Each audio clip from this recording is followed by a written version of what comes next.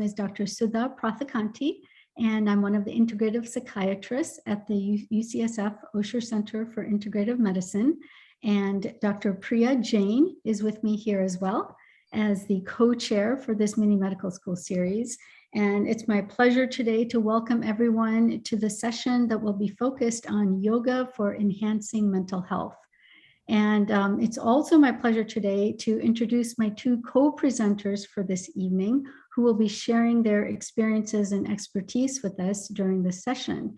So Ryan and Kate, if you could please come on camera. Great, thank you. So I'm going to be introducing Kate Holcombe first. So Kate is a Yoga Alliance registered yoga teacher, and she's accredited as a yoga therapist by the International Association of Yoga Therapists. She's the founder and director of Healing Yoga Foundation, which is a nonprofit project of Commonweal.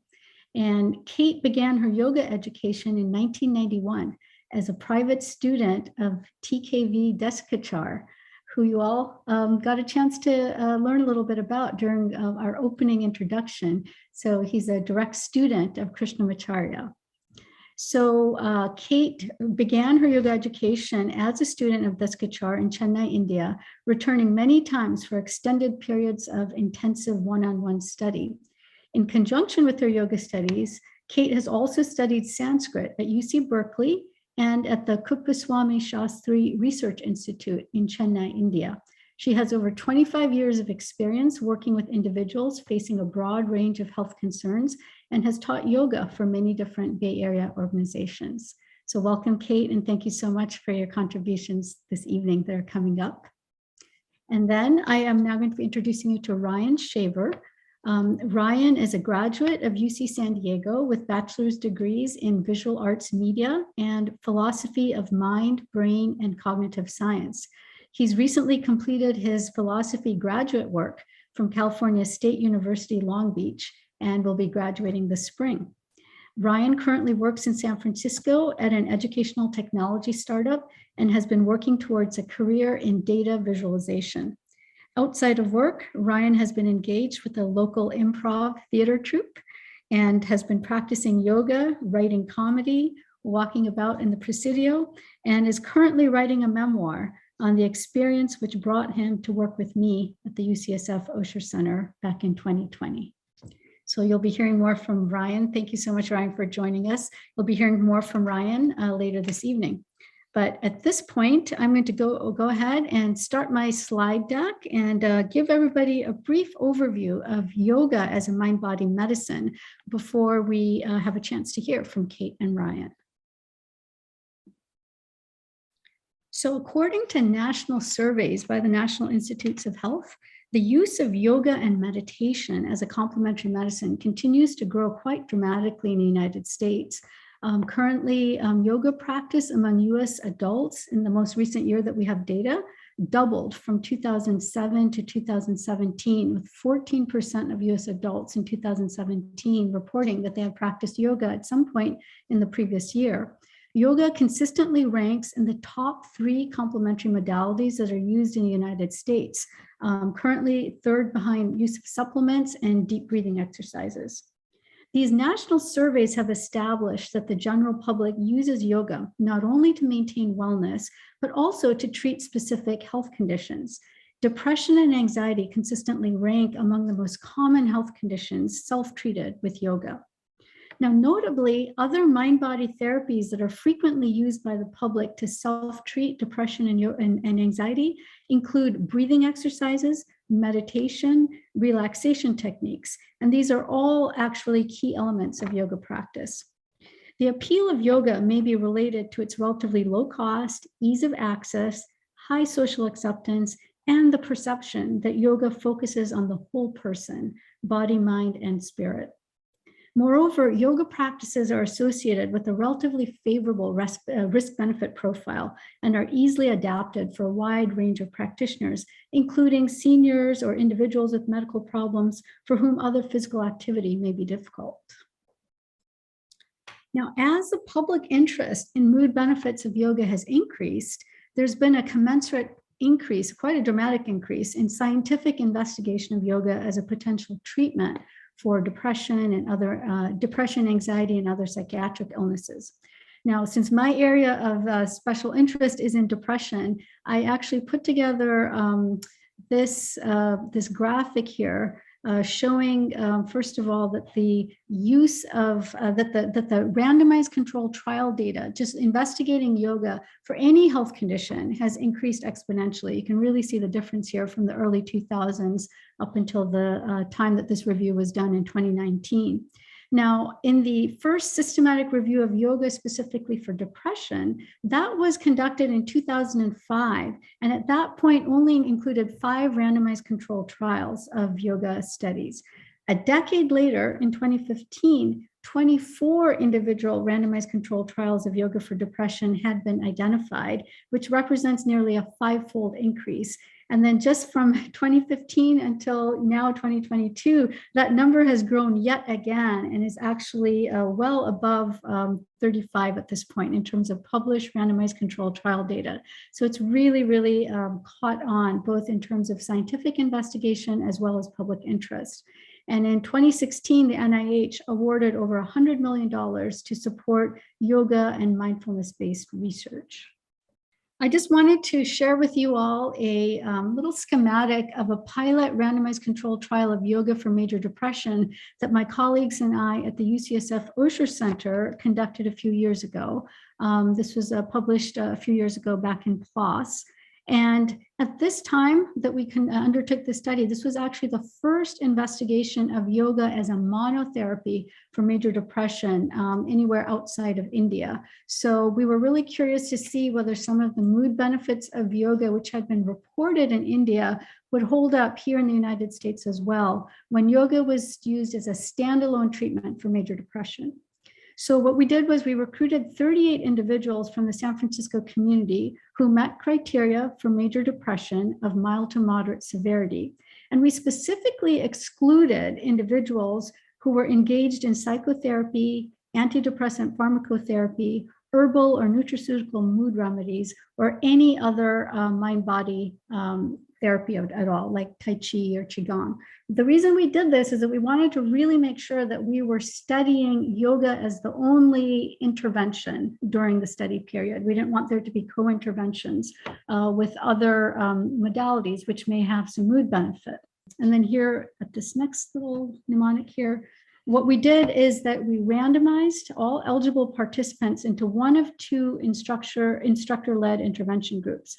There was a yoga practice group that was assigned to 90 minutes of Hatha Yoga practice twice weekly for 8 weeks, and then an attention control group that was assigned to 90 minutes of educational seminars on yoga history twice weekly for those same 8 weeks. The results are here in the next study, next slide here.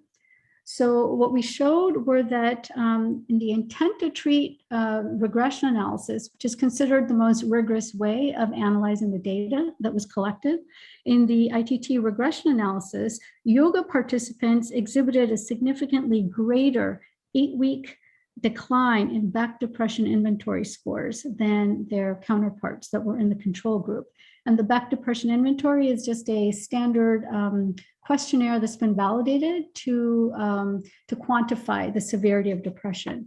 So compared to controls, the yoga group had a significantly greater decline in Beck scores.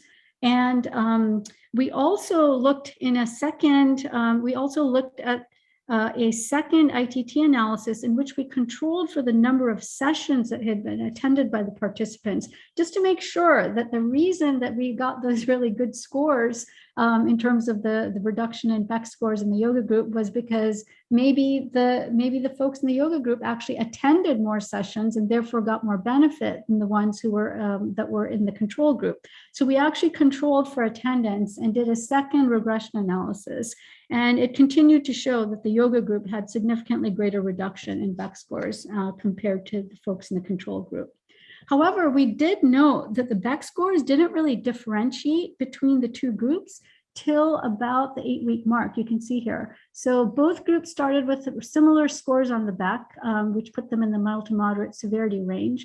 And in the first 2 weeks, both groups actually had a significant drop in Beck scores. And that's not unusual. Anytime people participate in a study, we know from past experience that their depression scores tend to be alleviated just because they're doing a lot more, they're getting a lot more interaction than they usually do when they're in a depressed place. They're having a lot more attention from instructors, from study coordinators who are calling them up and setting them up for appointments and so on. So just by the sheer effect of getting out of the usual rut or the usual routine that most people with depression fall into, just by changing that, we know by lots and lots of data that people's depression scores tend to get lower. But then between week 2 and week 6, depression scores between the two groups stayed about the same. But then between week 6 and week 8, that was when the folks that were in the yoga group actually started to have significant improvement in their, the yoga group is in blue here. They continued to decline in their Beck scores, where they actually ended up having a significant difference from their starting score here. Whereas the people in the control group, actually between week 6 and week 8, once the novelty of being in the control group and getting that extra attention and interaction had sort of worn off, their depression scores actually went back up to what they had been towards the beginning. So there was no real significant difference for them at the end of 8 weeks between the starting Beck score and the ending Beck score. But for those that were in the yoga group, there was definitely a significant reduction. So we were trying to make sense of why there had been this delay for the yoga group in seeing mood benefits. And this may simply reflect the fact that yoga-specific mood benefits may have a delayed onset because it takes time for participants to learn and master the yoga exercises that have been assigned to them. And it also takes time for the factors that are potentially mediating the mood benefits of yoga to exert a measurable benefit. So that brings us to our next topic, which are how is it that yoga and any other psychotherapy or therapeutic intervention may work to heal emotional distress? So traditionally, we sort of conceptualize this as 2 different pathways of healing. They're called the so-called top-down approaches and the bottom-up approaches. So traditional talk-based psychotherapy, including mindfulness-based cognitive therapies, are viewed as a top-down approach to treatment. So what this means is that we are using the intervention to resolve symptoms by working with the prefrontal cortex of the brain. It's the area of the brain most responsible for logic and reason. A top-down approach starts with looking at how the mind is interpreting information, such as the stressful events that are happening around them, and how we can make sense of those events and adapt to them.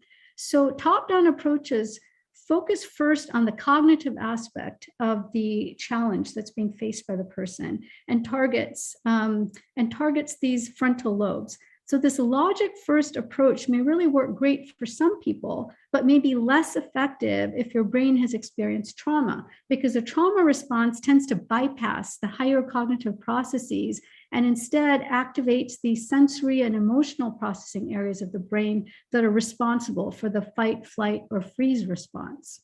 So in summary, the top-down interventions, including all psychotherapies, really focus on influencing the thought patterns and cognitive processes that affect the way that we end up feeling in our body.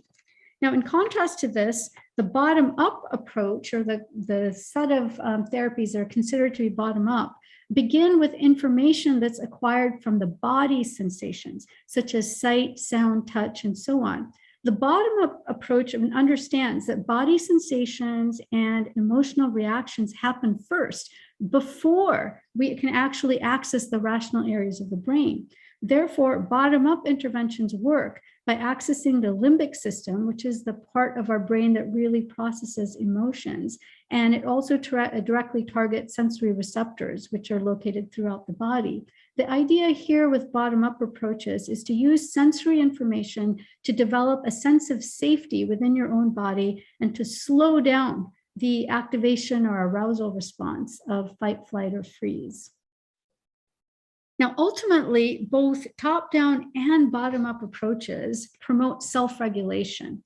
So what is self-regulation? So self-regulation is the ability to monitor and control one's behavior, emotions, and thoughts, and alter them in accordance with a stressful situation. Yoga provides a variety of practical skills to support and develop self-regulation, resilience, and self-care for those of us who are encountering challenging situations. Yoga practices, remember, include physical postures, breath regulation, meditative practices, and also ethical practices of self-discipline and service to self and others, which are considered in the ancient context as the internal and external virtues of character. So all four of these ancient foundational components of yoga can provide a variety of helpful interventions when people are dealing with depression and anxiety. And they comprise both top-down as well as bottom-up tools. And so this is really one of the really unique things about yoga compared to a lot of other complementary treatments, is that it invokes both sets of interventions, both bottom-up and top-down tools. And they work together to really lower and control stress, as well as to improve overall mental and physical health. So this is just a graphic showing how posture practice, breath regulation, ethics, and meditative techniques can all work together to help affect positive change. So ethics and meditation practices are considered top-down tools, and they really primarily focus on the mind.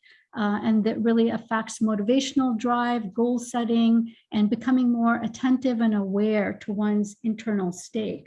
Whereas bottom-up tools, which include the physical postures and breath exercises, focuses on the body's physiology to send a message to the brain that it's okay to relax. And it actually activates the parasympathetic nervous system, which is our rest and relax response, so that we basically recover faster when we're exposed to stress.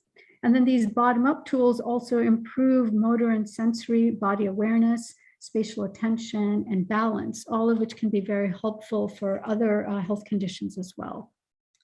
So this is a little bit of a busy slide. Don't get too overwhelmed by it, but I just put it up here just to show, just to put together in a little bit more of a detailed way, the bidirectional pathways of healing that yoga really opens us up to.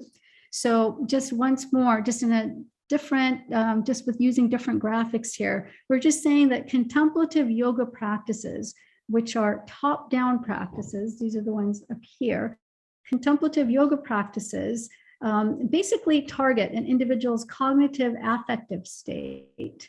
And research shows that they influence adaptive activity in the cortical areas of the brain. So this is the sort of the part of our brain that primates and humans share, and it's considered to be a higher level of processing, cognitive processing happens there in the cortical areas. So there's good research showing that yoga practices influence adaptive activity in these cortical areas, whereas they downregulate the threat detection system that's available in the amygdala.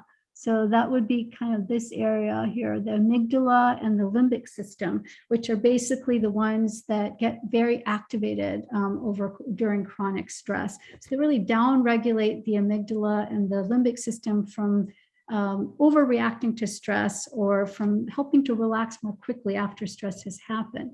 So concurrent with these changes in brain activity, yoga practitioners often will experience reductions in both psychological stress as well as physiological arousal. And these sort of changes, as I said, are linked to an increase in the parasympathetic nervous system. That's our rest and relax autonomic nervous system, and decreased sympathetic tone. And sympathetic nervous system is the one that's responsible for our fight, flight, or freeze response. So when this happens, there's basically a reduced production of inflammatory cytokines and a reduction in stress hormones that are controlled through the hypothalamic pituitary adrenal axis. Now, in contrast to these top-down processes, again, bottom-up processes are mechanisms such as breath work and asanas, and these can increase musculoskeletal exertion and increase cardiovascular output. And when you do that, when you exert yourself in terms of physical activity, then that also causes a downstream effect, which causes a reduction in stress hormones, an increase in parasympathetic nervous system, a decrease in the sympathetic nervous system. So when, whether you go top down or bottom up, you basically end up converging on a similar reduction in the release of stress hormones and in the increase in the relaxation response. And this has a lot of different health benefits that are measurable in the body, including enhanced heart rate variability, modulation of immune function with decreased inflammation, and also the gut microbiome also feeds back to the brain and influences a calming down and relaxation in terms of mood and behavior. So recent advances in molecular biology have really made this a very exciting area of investigation in terms of understanding, again, the mechanisms by which yoga may exert its effects. So these recent advances have really shown that there are potential epigenetic mechanisms that are related to how yoga works. So epigenetics are really all about epigenetics and epigenomics. It's research looking at how certain parts of our DNA get turned on and turned off by various lifestyle changes that we make. And yoga is a very important lifestyle change, but other ones include the foods that we eat and the sort of environments that we subject ourselves to in terms of taking a walk in nature versus being in a crowded urban environment and so on. So it turns out that these lifestyle changes actually can have an immediate effect on which proteins our DNA ends up coding and producing and which ones get turned off. So that whole area of what gets turned on and what gets turned off is called epigenetics, and sometimes it's called epigenomics as well when we're looking at the entire DNA. Epigenetics is when we're looking at specific genes that get turned on and turned off. But this is a really exciting new area of emerging research, which is really giving us a better explanation too of how yoga might work. It's really giving us a lot of potential pathways of investigation. So there's just so many different studies in this arena, so I'm not going to try to cover all of them. I think what I'll just do here is just highlight this one that is here, which is a really nice review article, which looked at yoga and a number of other mind-body interventions, including meditative practices and mindfulness practices. It looked at all of these different mind-body therapies, which basically are probably related to yoga. And they basically focused on looking at observable molecular and genetic changes that may underlie the health benefits of these different mind-body therapies. And all of these studies indicate that there's a downregulation of nuclear factor kappa B pathway in response to yoga and other mind-body interventions. And this particular pathway is involved in an organism's response to stress at the cellular level. So increase in the nuclear factor kappa B pathway indicates that the inflammatory processes are in play, whereas a reduction of this pathway signals reduced stress and a reduced risk of inflammation-related diseases, including, interestingly, major depression. So not only cancer and heart disease, but also major depression is actually implicated in having high levels of inflammatory cellular response. So the fact that yoga can actually decrease this cellular response, and they were able to demonstrate this via very robust epigenomic studies, is really a major step forward.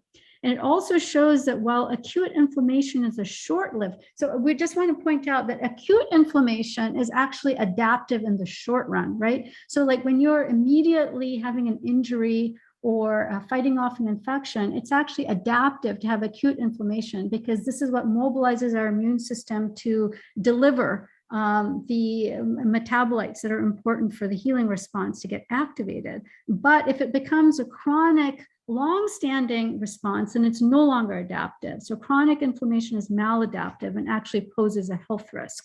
So this is one really interesting meta-analysis that really looked at all of these studies and showed pretty convincingly how they have some common epigenomic pathways that might explain the efficacy of mind-body therapies. So many others that I could talk about. There, in addition to these that I've listed here, there are numerous emerging studies that are showing that just 8 to 12 weeks of yoga and or meditation, yoga asanas or meditation, can impact the levels of cortisol, interleukin-6, which is another inflammatory protein, telomerase activity, and DNA methylation. So telomerase is the enzyme in our body that is responsible for repairing DNA, because DNA, every time it replicates, there's a certain bit of unraveling that can happen at the ends of these chromosomes. So telomerase is responsible for repairing that damage that's done so that you get less aging of DNA and less cellular aging overall. So if we have more telomerase, it's better for repairing. If you have a reduced telomerase, it sort of doesn't bode as well in terms of repairing the effects of cellular aging with each cycle of replication of DNA. So just lots of great data now that's starting to emerge showing that yoga can actually increase telomerase activity and will also have real effects in terms of DNA methylation, turning on and turning off some key genes, some essential genes which regulate the rate at which cells decline and age. So lots more research to come that's very exciting. And I can't get into all of that for you guys, but encourage you to look that up if you're interested in learning more. And before we close out, I just wanted to let you know about a larger scale randomized controlled trial of yoga for depression that we're currently putting together at UCSF. This is a follow-up to that pilot study that I mentioned to you at the beginning. So what we're going to do now is look at a larger cohort of people with major depressive disorder and seeing whether we can get similar positive findings from assigning folks to the yoga practice group versus an education control group. But in this particular cycle of the study, what we're writing in is actually, in addition to looking at Beck Depression Inventory Scales as our primary outcome measure, we are also going to be looking at various serum biomarkers that will help us to pinpoint what the mechanisms of action might be that would be accounting for any positive benefits of yoga that we end up hopefully finding within this study.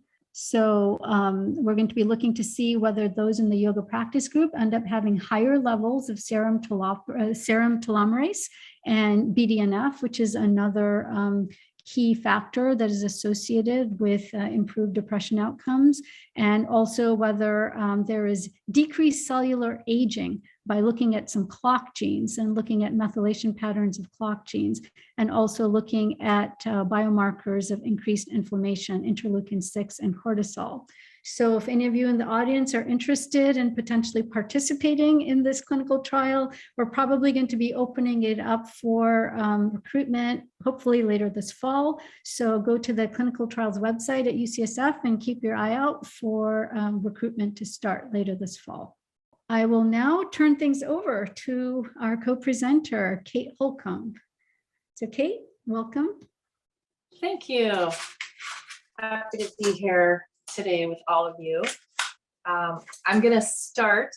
I'm going to share a little bit of my background so that I can introduce you to yoga's approach to healing, and then give you some practical examples and an experience of some of these tools, which can be done anywhere, anytime, and that you can start practicing and sharing with others even today. My introduction to yoga was a lucky accident. In 1991, I was hit by a motorcycle while studying in South India as part of a university study abroad program. The great yoga master Sri TKV Desikachar was on the faculty. And after my accident, the co-director of the program, a woman named Mary Lou, brought me to Sri Desikachar, who designed a healing practice of gentle stretches and conscious breathing. This made sense to me. It seemed like physical therapy, but with conscious breathing, and it addressed my whole system instead of just my injuries. This is what Sudha referred to earlier as the bottom-up approaches. But a few years later, I was able to experience the real depth of yoga's healing potential. Mary Lou was dying of cancer, and as I spent the last 3 weeks of her life with her, I was able to witness firsthand how, despite great physical pain, and of course wishing she could live much longer, she was not suffering. Mary Lou had been a longtime student of Sri Desikachar's father and teacher, Sri T. Krishnamacharya, who you all have heard about by now, and who is world-renowned as the father of modern yoga. And it was clear to me that it was her years of yoga practice, both the physical practices and the study and practice of the yoga philosophy, the Yoga Sutra of Patanjali, that helped her to face her death with acceptance and grace. Simply put, just as the Yoga Sutra teaches, even though she was not able to change her circumstance, she was able to influence her experience and therefore reduce her experience of suffering. And that is the most powerful kind of healing, even in the face of death.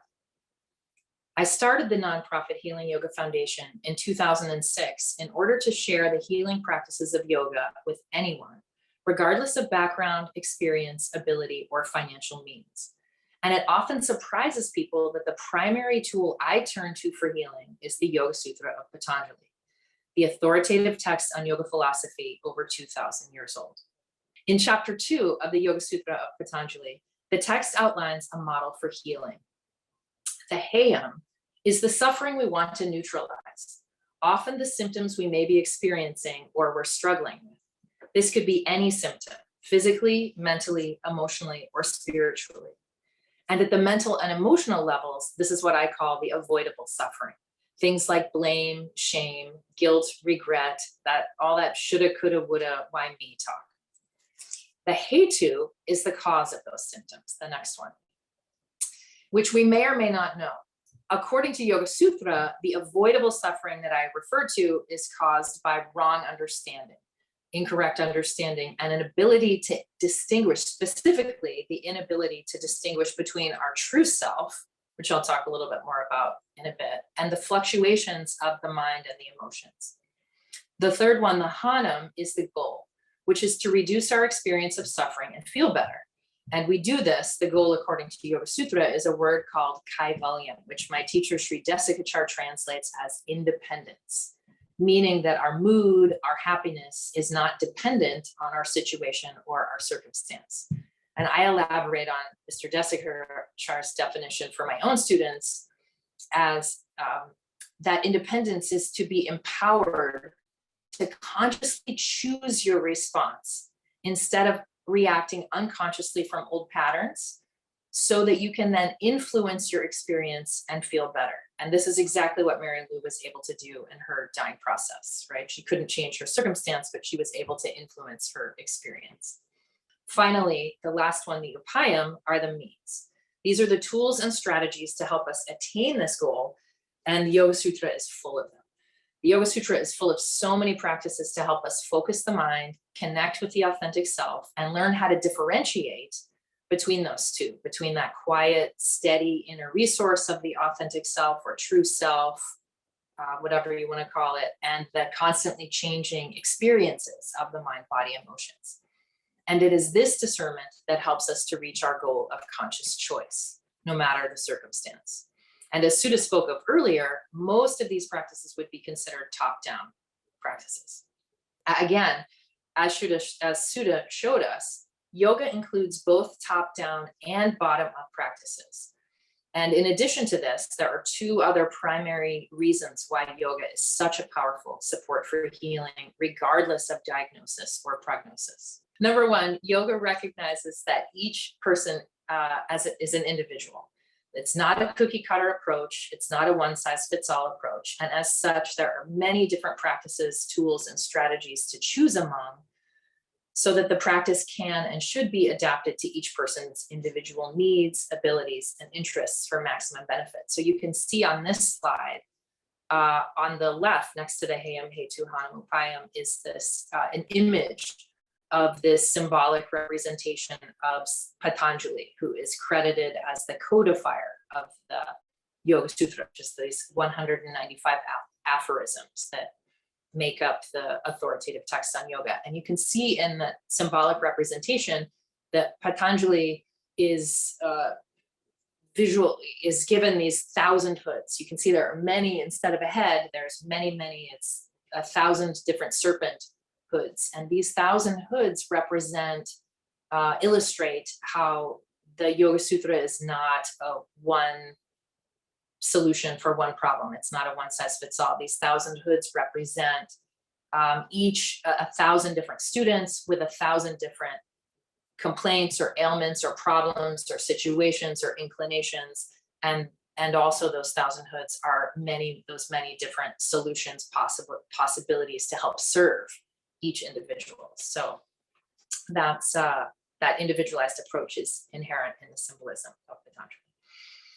Number 2, yoga is such a powerful support for healing because it addresses the whole system and provides practices that support each level. Yoga recognizes the human system is comprised of 5 overlapping layers called koshas, also known as the Panchamaya model. You can see from this slide that the outermost layer is the physical level, or the Annamaya. Moving inward, the next layer is the energetic and breath level, or the Prana. Next is the level of the mind or the intellect, called the Manomaya. Then the personality, or Vijnanamaya. And finally, at the very center, at our deepest core, is the emotional level, or the Anandamaya. This model is so effective for healing because it recognizes that whenever we experience pain or illness at one dimension, the other dimensions are also affected. So for example, when I stub my toe, I have a physical experience of pain. And as a result, my breath will likely shift to maybe tightened, shallow, or rapid breaths. My mind might start racing and worrying. Maybe I've broken my toe, maybe I need medical care. Depending on my personality, I might adopt an attitude of, I'm fine, one of denial, or I might go the other direction, be more tend toward hypochondria.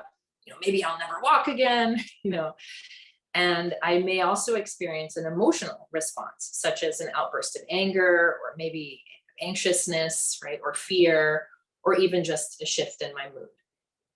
Because yoga understands that when one dimension of the system is impacted and affected, so are the others, yoga offers many different tools to help support each of these levels.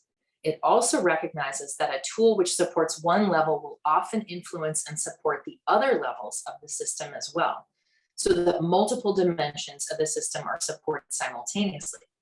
So for example, gentle and appropriate physical movement can not only improve strength and flexibility, and ideally help reduce pain and other physical symptoms, but physical movement can also help the breath become more steady, more calm, more even.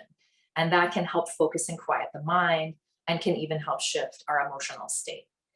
In the same way, conscious breathing practices can help reduce physical pain and other symptoms. It can also help focus the mind, and it can also help influence our emotions. Progressive deep relaxation, meditation, and visualization techniques and practices can not only help us focus and quiet the mind, but can also result as well in less physical pain and other symptoms such as stress, anxiety, or again, shifting our emotional state. As an example of how yoga tools can support every level of the human system, I'd like to share one of my favorite, and in my experiences, most effective yoga practices for healing. So the practice that I'd love to share with you is one of my favorite. It's one of the most simple, and it's also one of the most powerful.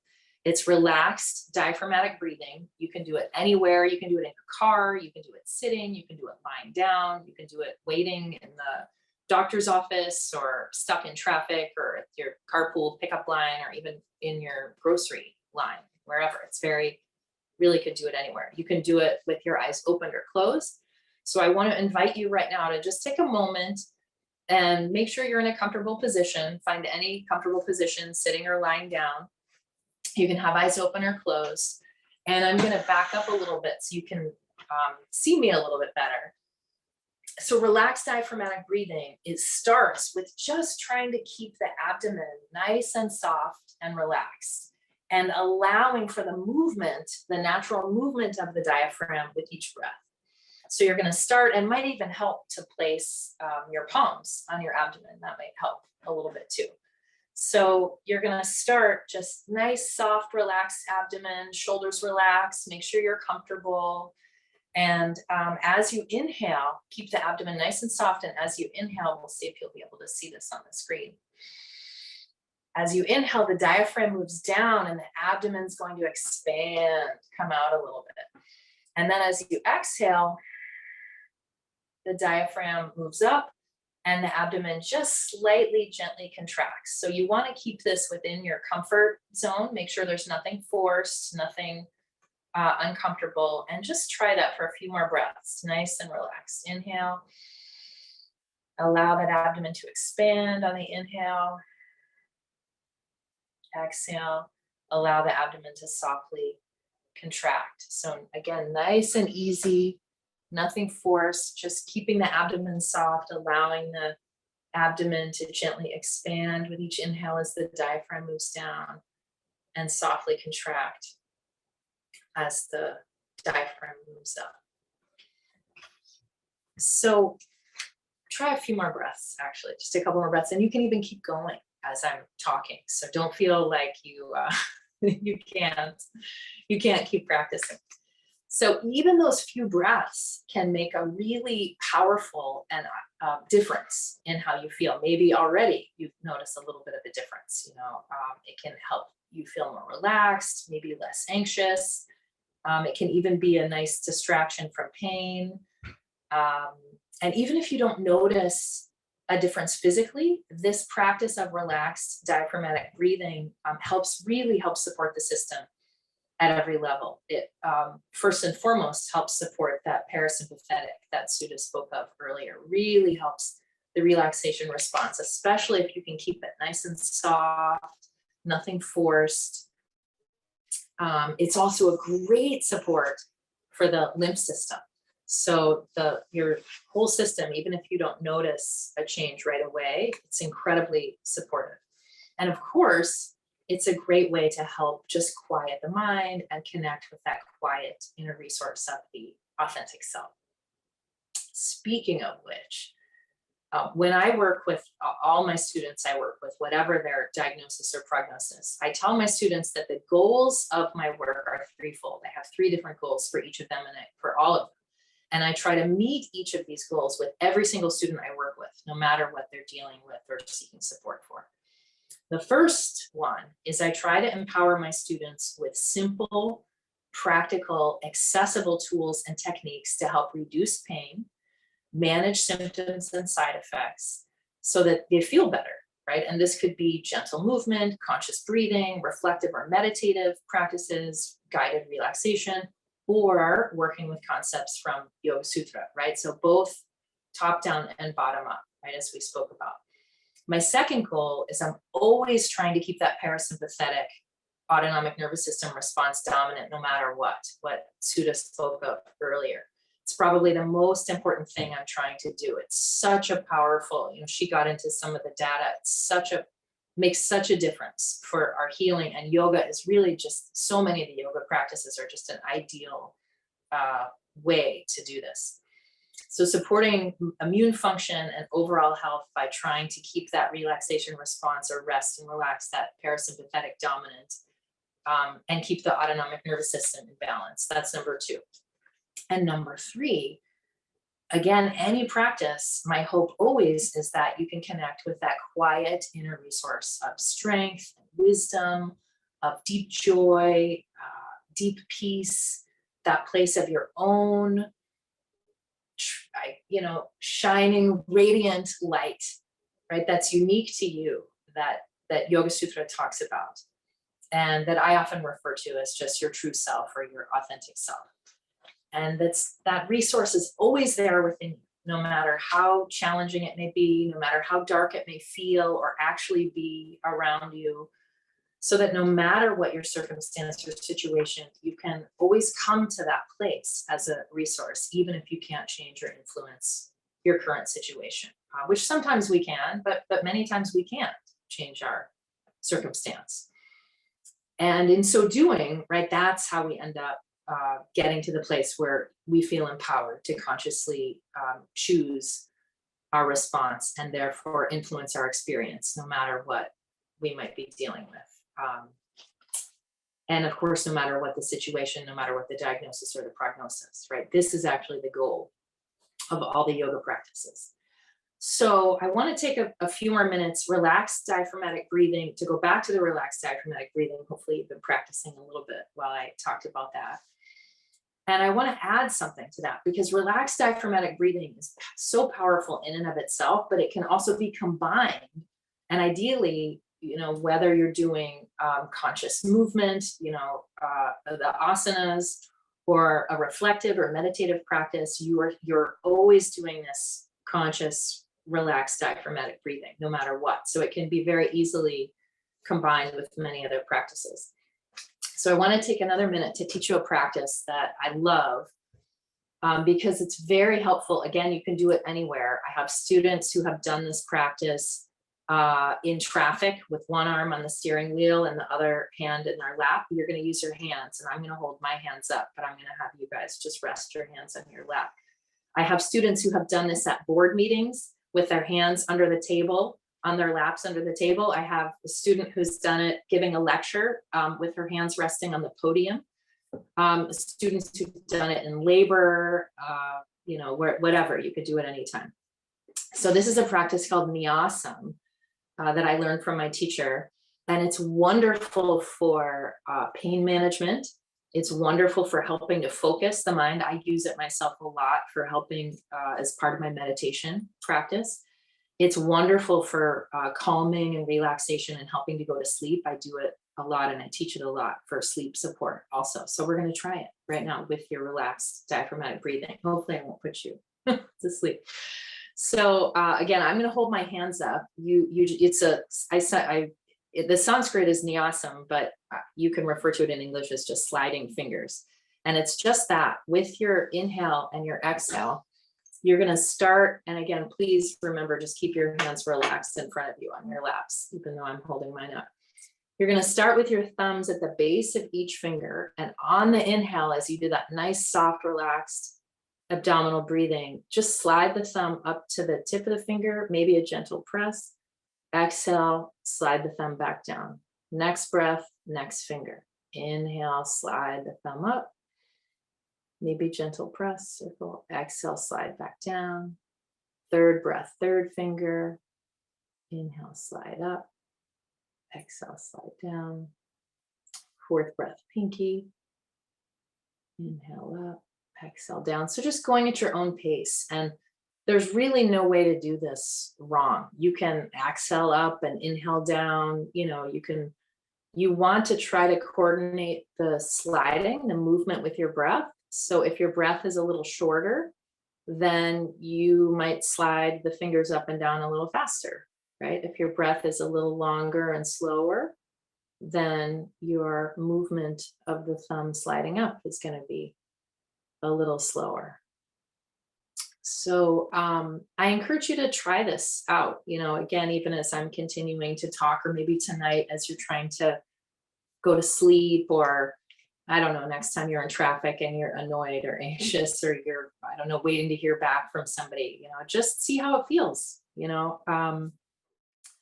All of these practices are meant to not only be practical, but also accessible. And so the practices I love the most, I love teaching the practices to my students that you can do anytime, anywhere, while you're getting a scan, in the middle of an infusion, waiting in line, at the checkout counter, or the doctor's office, or as I said, in traffic. The main thing is that whatever practice you choose, or whatever technique you choose, the practices should resonate with you personally. And feel the most supportive for your specific needs. So like if this is irritating to you and it's annoying or it doesn't feel good, don't do it. Right? There's so many others that you'll get benefit from. So don't do it.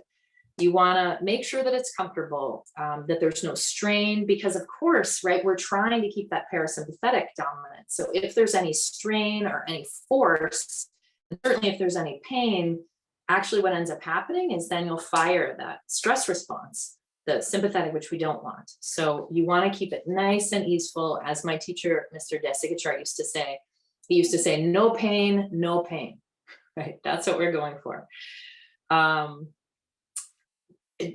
Again, don't push yourself, and remember that sometimes even the most simple of practices can be the most effective.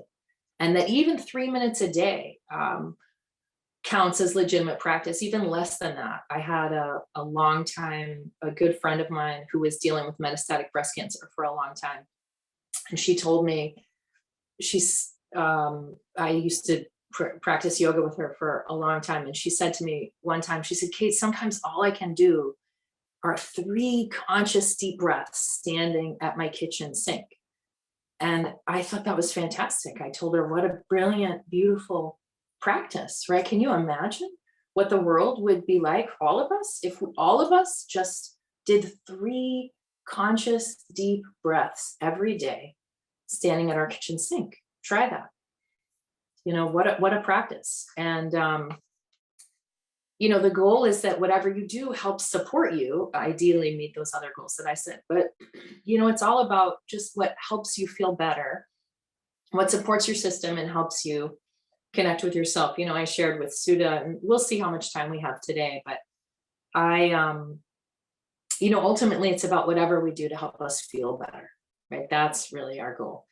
And I had shared with Sudha about 7 years ago now, I was actually diagnosed with an aggressive stage 3, grade 3 breast cancer that required quite intensive treatment, a couple of years of intensive treatment. And you can imagine my yoga practice changed quite dramatically. I had I had to go through chemotherapy and the whole deal, as my oncologist called it, the full court press. And I was on some other drugs that impacted me. And so my yoga practice changed. And there were some nights where I thought of my friend, actually, where all I could do is I used to sit on the edge of my bed and I would put one hand on my heart and one hand on my head and do this very simple little practice. I might as well just say it now, where I just spoke to myself and I just reminded myself to just rest in my heart. That's all I reflected on, just a few breaths sitting there on the edge of my bed. Just rest in your heart. Just rest in your heart, and it was such a powerful practice for me, right? Somebody who'd come from like these very strong physical practices to be able to experience firsthand how something so simple could be such a powerful practice. So ultimately, any practice you do is about that connection with your own authentic self, whether through movement, breathing, conscious deep relaxation, visualization or meditation, even just remembering or entertaining the possibility of connecting with that quiet inner resource within you, right? That place of your own true authentic self, knowing that you are more than your diagnosis. You are more than this body, right? You're more than your mind and your titles, and all those things are wonderful, right? All your accomplishments and your accolades and even our failures, right? We're so much more than all those things, more than the car we drive, the house we live in, not that we can't enjoy those things, right? Or feel sad about, those mistakes or, the crummy diagnosis, right? We're allowed to have our own authentic feeling response also, but it helps to remember that, oh, that's not only who I am. It's just something that's happening to me, right? It's not who I am at my core. So, it helps, yoga ultimately for me is to help us remember that we have that capacity, that capability to connect and act from that quiet inner place of our own inner knowing, of your greatest strength and resilience, of that deep peace and great joy and your own shining, radiant light. So remember that yoga teaches that while we may not be able to change or influence our circumstance, right, our diagnosis or even what we're experiencing, our depression, or whatever it might be, our living arrangement, whatever, we do have great power to influence our experience of that circumstance, thus reducing our experience of suffering and feeling better, no matter what our level of pain, no matter what our symptoms, no matter what our prognosis or outcome. So these are just some of the tools that I use, that I share with my students, that I use myself, and that help support, I hope you'll maybe start to incorporate some of, to help support the system at every level and find healing, no matter what any of us are facing. So I hope that they've been helpful for you as well. Thank you. Kate, thank you so much for that wonderful talk. And it's so grounded in your own experience, which is actually what makes it so powerful too. Thank you. So I'm now going to turn our attention to our next speaker, who is Ryan Shaver, and he's prepared a talk that he'd like to give us as well about his experience with yoga. So take it away, Ryan. Thank you. When Dr. Prathikanti asked me if I'd be interested in sharing my narrative on the anxiety symptoms that brought me to the Osher Center and the role that yoga has played in my healing journey, I was enthusiastic. My interest was piqued, knowing that my story could be of service to someone else in their healing process or to practitioners seeking personal accounts of yoga alleviating anxiety symptoms. My enthusiasm was soon quelled when I realized I would actually have to write and present a comprehensible talk. While I've been able to write and present graduate philosophy papers on topics like connectionist cognitive architecture and Bayesian predictive processing, this talk seemed monumentally more daunting. My unsatisfactory drafts were constructed, each detailing the horror of my incipient trauma. While accurate, these drafts seem inorganic. They felt like an analysis rather than a personal and phenomenal account of my experience. Weeks went by, and then the river analogy came. Hardly an original analogy for mind, but I believed it helps illustrate my journey from a disconnected, anxiety-ridden hellscape to a more connected, compassionate, and resilient place I find myself in today. Like many who have suffered trauma, I too see my life's narrative in terms of pre and post-trauma. If the mind is like a river, my pre-trauma river system flowed inefficiently, was propelled by artificial pumps, and the waters were often stagnant and muddied. Tidal boards were created from confused and contradictory top-down systems of belief, which were working against one another. My bottom-up systems were pumped with constant stream of caffeine and suppressants, all while my quest for logical consistency and order was fraying my distributaries connections to loved ones and the world itself. This turbulent and unwieldy river system forced me to erect makeshift dams, fill in abandoned canyons with sand, and shovel out my own grooves in order to reroute the river to my more linear aesthetics. These self-constructed levees, jetties, and dams were tenuously held together with grit and shaky hands. Like the mind, water carves out grooves in its landscape through repeated exposure. The more exposure, the deeper the grooves become. The deeper the grooves become, the easier it is for the water to fall into those grooves. The grooves I had carved in my pre-trauma river were clearly untenable. These grooves were devoted to being overly logical, incisive, and dispassionate. Yet I spent a decade worth of energy trying to keep this ad hoc river system together. As with many ambitious individuals, I ignored the cracks in the dams, the deterioration of the levees and jetties, and continued my pursuits even as the waters became more turbulent. As history has witnessed, when the maintenance of dams, levees, and jetties go ignored and suddenly come under great stress, they burst. And on May 22nd, 2020, after 23 milligrams of THC flowed in my system, my dams, levees, and sand-packed distributaries were wiped away, along with my river's connection to its source and its mouth. I was a body of water disconnected from everything which could give it shape. This disorientation manifested itself in panic attacks. In the beginning, it was a terror-doomed state for over a week, with sleep being a tentative reprieve. When reading Steve Martin's Born Standing Up, I came across a passage which is strikingly similar to my experience. He writes, "My life had been alternating, inching and leaping forward. I was proud of my job and had some cash. Things were rolling along nicely when I experienced a crushing psychological surprise. One night I was off to the movies with my friends. We decided to smoke a little pot, which had become a dietary staple for me. So now I was high. In the car on the way to the theater, I felt my mind being torn from its present location and lifted into the ether. My discomfort intensified, and I experienced an eerie distancing from my own self that crystallized into morbid doom. I mutely waited for the feeling to pass. It didn't, and I finally said, 'I feel strange.' We got out of the car and my friends walked me along Sunset Boulevard in the night. I decided to go into the theater thinking I might be distracting. During the film, I sat in stoic silence as my heart began to race about 200 beats per minute, and the saliva drained from my mouth so completely that I could not move my tongue. I assumed this was the heart attack I had been waiting for, though I wasn't feeling pain. I was, however, experiencing extreme fear. I thought I was dying, and I can't explain to you why I just sat there. After the movie, I considered checking myself into the hospital. But if I went to the hospital, I would miss work the next day, which might make me expendable at CVS, where my career was just launching.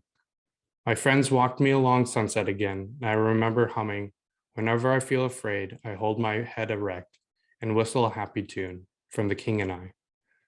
I spent the night on my friend's couch in absolute terror. I kept wondering, am I dying? But was more concerned with the question, do I have to quit my job? The cycle was unbreakable. Any relief was followed by the worry of recurrence, which itself provoked symptoms. After a few weeks, a list of triggers developed. I couldn't go back into a movie theater and didn't for at least 10 years. I never smoked pot again. Now it could be funny, alert, and involved while nursing internal chaos, believing that death was inching nearer with each eroding episode of terror. I learned over the next months that I could do several things at once, be a comedy writer, be a stand-up comedian, and endure private mortal fear. I discovered that there was a name for what was happening to me. Reading medical and psychological books, I found my symptoms exactly described and named as an anxiety attack. I felt a sense of relief from the simple understanding that I was not alone.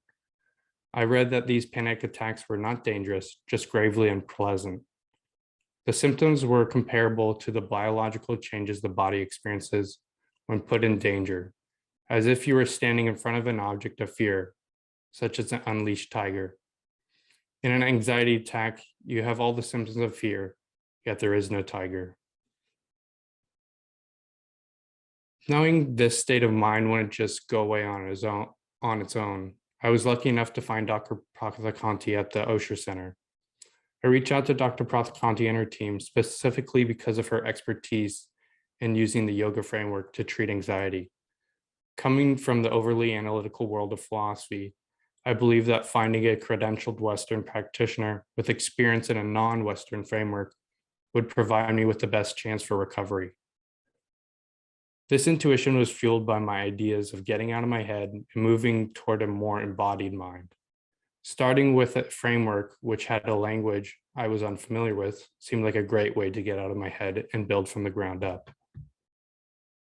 Yoga in a medical context, this mix of familiar and the unfamiliar, was greatly comforting and allowed me to have more trust in my practitioners and in yoga's ability to treat my anxiety.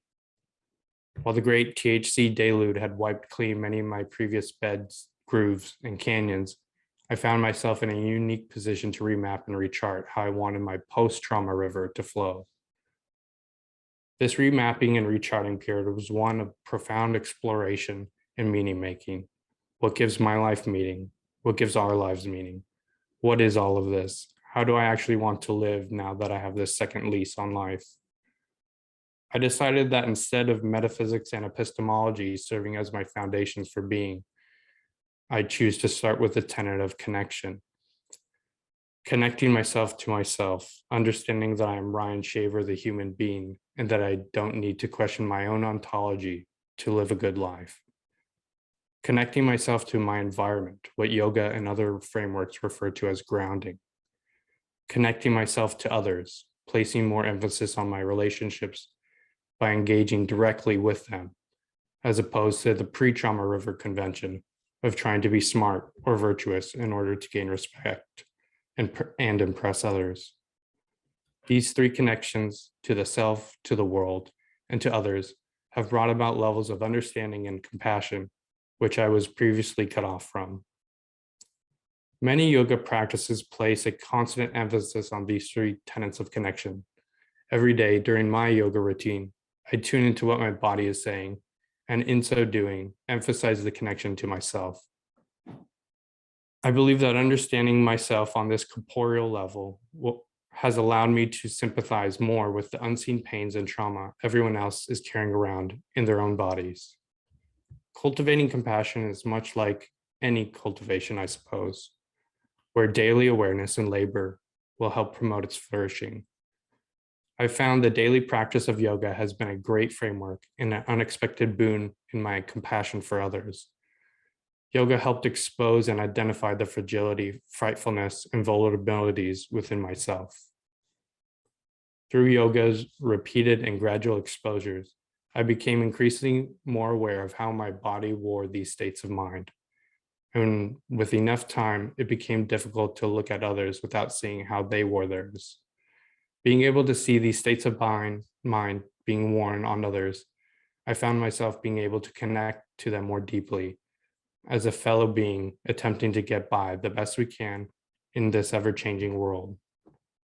This way of seeing has allowed for a fuller picture of the people in front of me. I found that this way of seeing conjures images of adults as children going through the world looking for comfort and kindness. Through the time I've been practicing yoga, I found myself feeling more sympathetic, empathetic, and understanding to individuals I would have previously written off. I now am able to see the vulnerabilities, fragilities, and frightfulness in them, where previously I only saw weakness, wickedness, and cruelty. Another unexpected result of continued yoga practice has been an elevation in my sense of humor. Now that I've actively trying to make connections instead of acquiring them through ego building, I've found that I'm able to not take myself too seriously. It's easier to spot the old grooves that I may slip into or identify when others are slipping into less than helpful grooves themselves. Relationships during this time, I've been able to strengthen many long yet trickling streams into fun river rapids. While I didn't start my own yoga journey looking for connection, compassion, and humor, I found it in abundance and hope to continue finding them as I practice. My new river system was not forged with excavator nor shovel, but instead gently guided by the hands of yoga asanas, yoga breathing, and the routines in which yoga promotes.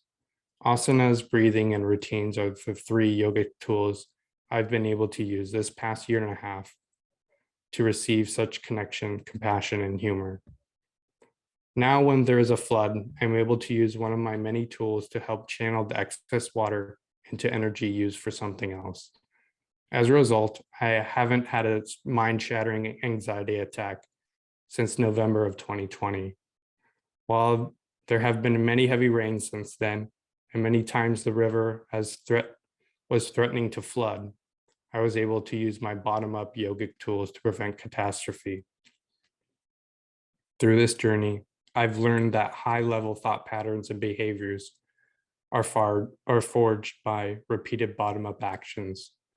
Compassion from the bottom up yields better probabilities of the river flowing in a more caring and playful direction. I've mixed many metaphors, and I know some of my comments I've made will have my philosophy professors rolling over in their armchairs, and to them I apologize. To everyone else, I hope this talk was engaging and/or useful in some way. Thank you for your time, and if you have any questions, please feel free to reach out to me. And if you know any publishers interested in such a story, also feel free to reach out to me. Thank you so much, Ryan, for the courage to be able to share that story with us tonight. Really appreciate what you shared with us. We're going to be moving into our question and answer phase. I just wanted to just step back for a minute and just sort of like ask Kate, as you were listening to Ryan share his story. I just wondered, based on some of your own experiences in working with people with a range of different health conditions, just wondering whether that resonated with any of your own experiences on the practitioner side. Definitely. I've worked with students who have had similar experiences, actually remarkably similar experiences, triggered by the THC.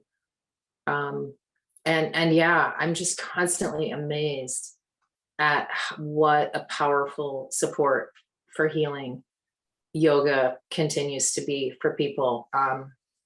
It seems like over all the years that I've been doing this and working with individuals in different capacities, I'm just still continually amazed at how supportive it is. I do feel like I should say, my teacher, Mr. Desigachar, was also very clear, though, that, yoga is a complementary modality, right? It's not an alternative modality. He was very, very clear about saying that that there are certain things that yoga works very well for that are within the scope, and there are many, many things that yoga can't help with. So, for example, right, for my cancer treatment, right? Like I needed to get chemotherapy, and that's a difficult thing to have to do to your system. And I'm so grateful that I know that many people make the choice not to do that. I was very grateful that I made the choices that I did to treat the kind of cancer that I had. So, or if you have a broken leg, or my son broke his arm, both like through the skin, it was terrible, right? Like yoga's not going to help with that. So that's probably the most important thing too, is that we need to recognize, yes, yoga is can be a really powerful support for healing at multiple levels. And we always have to have that humility and that awareness of what the role of yoga is and what is not appropriate, and where other interventions are required. That's my strong opinion. Thank you, Kate. That's a really, really important reminder, actually, just to everybody that's, listening to us out there, that everything that we've presented, I think, in this series of talks, we typically will encourage people to use alongside other therapies as well, that this isn't meant to be a panacea for all ills. And to really, when we were talking about our self-care model, that the self-care model can include yoga, but hopefully does not exclude other forms of healing in addition. I was just thinking, Ryan, as you shared your story, I was just thinking about how, we talked earlier in this presentation about the range of practices that are part of yoga, and that they can be both top-down and bottom-up tools and strategies within yoga.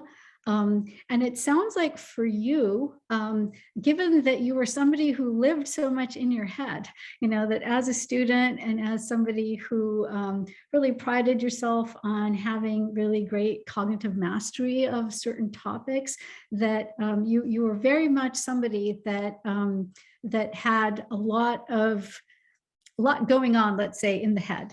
And so do you think that had any relationship to why you found bottom-up practices to be more personally useful for you? Yes, I would say that there were a few times where I tried different top-down approaches. So reading the sutras and doing meditation. But I found that, after months of practicing the yoga, I was getting a lot more benefit from doing the bottom-up practices. Yeah, and I think that just shows demonstrates the flexibility of yoga, and that idea that I love that picture that you showed, Kate, about the cobra with 1,000 hoods that represented Patanjali, and that there is no one size fits all, and that for each person who approaches yoga, there's a different right fit of practices and techniques that are going to be helpful to them. And so but the beauty of yoga is that it accepts that that's true, and that there's no one dogmatic approach that's really emphasized for all people. And that being said, of course, there is a structure and a rhythm and a way that all of these things flow together and work together within the yoga paradigm. It's not just supposed to be just like one tool or one practice just sort of being used in isolation necessarily from another, But I do think that it gives a lot more freedom to each person, to choose among the different practices, what works best for them, keeping in mind, from the standpoint, we're talking now about yoga as a mind-body medicine, not necessarily as a spiritual path.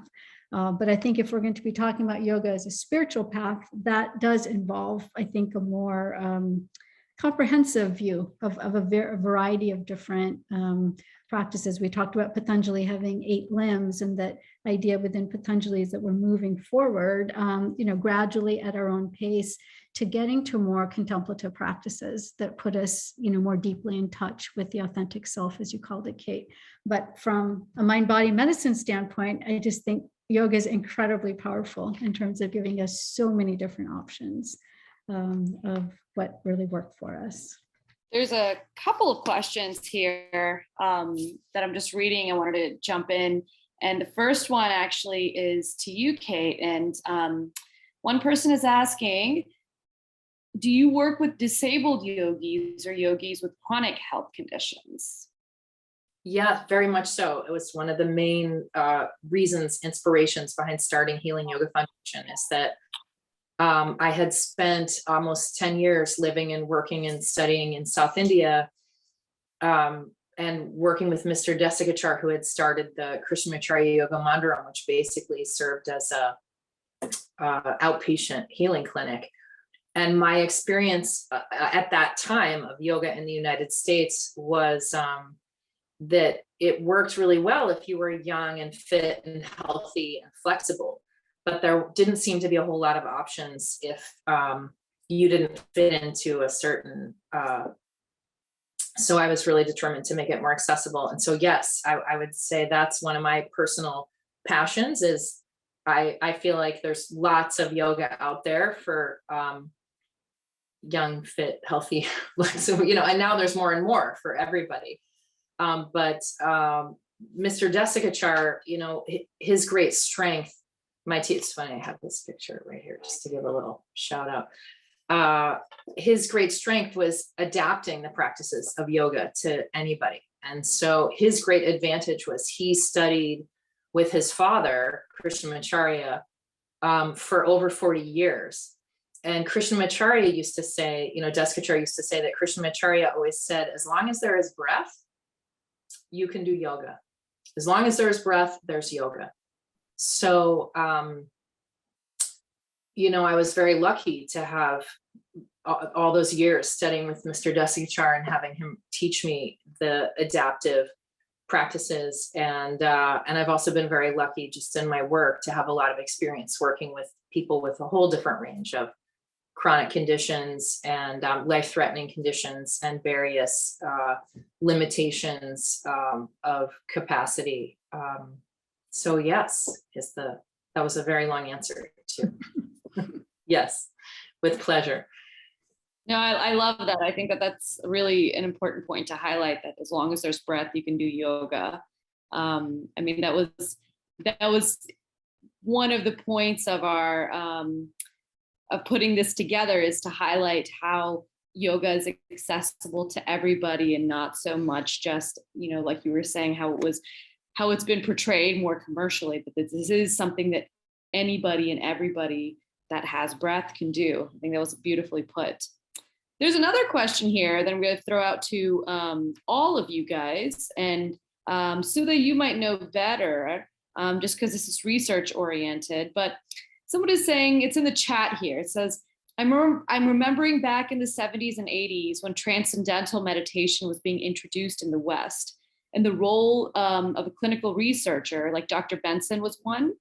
They remember the role that they played in allaying fears and stereotypes among potential practitioners. They're wondering, are there similar researchers doing similar work with yoga, or are we already way past that being a need? Yeah, no, absolutely. I do think it's really shifted. I think in 60s and 70s, there was really a perception of yoga still being very much a counterculture kind of practice, and something that was really aimed at people who were interested in really turning away from Western medicine And it kind of speaks to your point, Kate. You know, I think there were a lot of people who were looking for alternatives at that time, rather than like thinking about putting things together with Western medicine. So I think that some of the early research that was published about transcendental meditation really did kind of help break through some of those stereotypes, because that was like very early research really showing how meditative practices could lower blood pressure, could lower heart rate, and could really improve cardiovascular health. So that was probably one of the first areas that Western researchers really took on. And actually, even now, that particular area really continues with folks like Dean Ornish, who's actually one of our adjunct faculty here at UCSF. But Dean Ornish has just published some really, really rigorous and just beautifully conducted research showing how meditative practices from yoga, how dietary changes that are part of the yoga path can really be incredibly helpful in reversing, you know, heart disease, not just keeping things where they're at and just helping you to function with what you've got, but actually reversing cardiovascular heart disease. And being able to more recently, he's looked at prostate cancer and looking at how yoga practices actually can really help prevent prostate cancer from developing into like more fulminant stages. So, you know, Kate, you were talking earlier about how, and this is absolutely true. You can't just turn away from other Western healing modalities to treat cancer, but there are so many ways in which more and more research is showing how yoga, along with conventional cancer treatments, can be incredibly powerful in reducing the need for chemotherapy, reducing the quality of life that you have, even when you do take chemotherapy, and then in really preventing a lot of the comorbid medical conditions that often, you know, plague folks with cancer or other medical conditions, whatever the primary condition is that's being treated. You know, you can get secondary depression, you can get, you know, obesity and diabetes as a result of becoming more sedentary, and yoga can help with all of those comorbidities as well as the primary condition. So like, to answer that question, yes, there's been this incredible, I think, upwelling of research in all dimensions of healthcare that started out with more cardiovascular, but then Herbert Benson in the 80s really looked at the relaxation response. He was really known for the book Relaxation Response, which showed how he actually went to Tibet and studied these master Tibetan yogis and how well they were able to control their autonomic nervous system and be able to lower their heart rate and blood pressure, but also increase their body temperature just by sheer yogic practice, to the point that they could live, you know, in these very high altitude, cold environments and meditate for hours on end, just wearing just a very thin cotton sheet, and be able to maintain, you know, a comfortable body temperature, whereas other people would get hypothermic and die. So of course, these are like master yogis. Not most of us probably won't be able to control our autonomic nervous system to that extent, but it was just really groundbreaking research again that really showed the potential of yoga to that yoga practice really is just so powerfully influences our nervous system, and it really provides a tool for all of us to be able to regulate that better. So it gets back to this idea of self-regulation and giving us more tools for being able to promote our own wellness. Okay, well, I think we're at time right now, so let's just wrap things up for today. But I just wanted to thank both of our guest speakers so much for joining us, Kate Holcombe and Ryan Shaver, for sharing your stories. We got a lot of comments here just about people really appreciating your sharing your experiences with us. And thanks all who were able to attend today. Take care and see you next week.